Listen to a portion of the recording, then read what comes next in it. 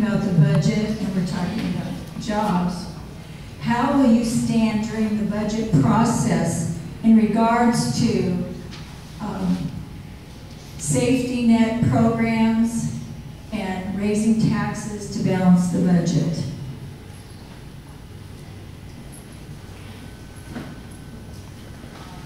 And we'll start with Mr. Medina on this question.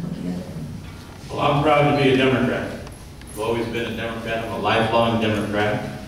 My parents were Democrats, and as a Democrat, I believe that the safety net of this country is very important.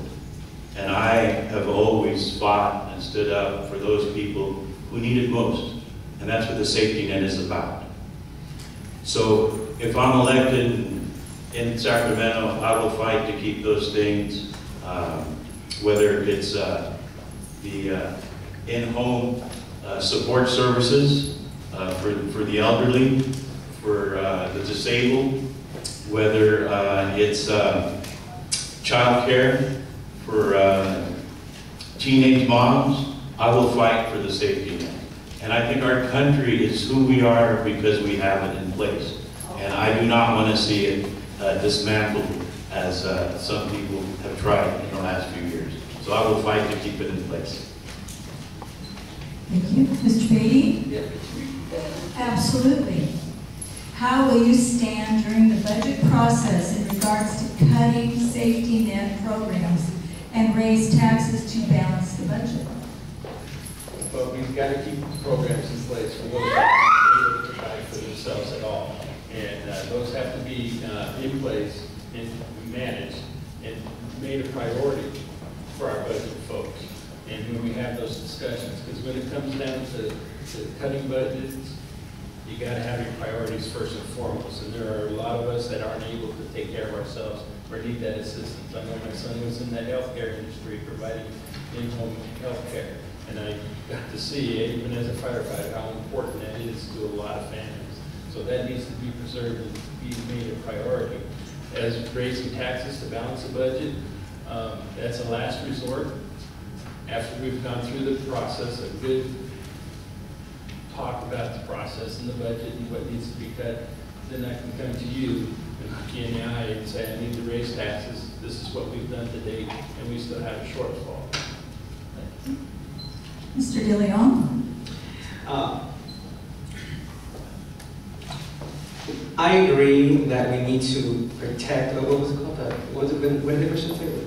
I'll repeat it for you. How will you stand during the budget process in regards to cutting safety net programs and raise taxes to balance the budget?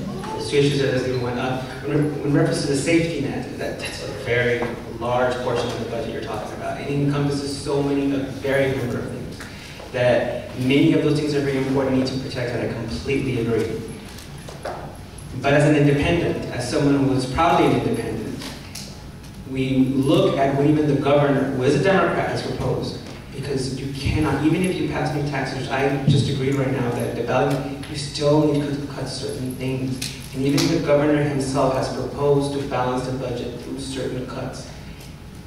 If you're willing to compromise and you're willing to foster a budget resolution that will balance everything, that means you need to do certain cuts. And some of them would come from that. That's a huge area. That there's waste, I guarantee that there's waste in there. And that there's certain areas that need to.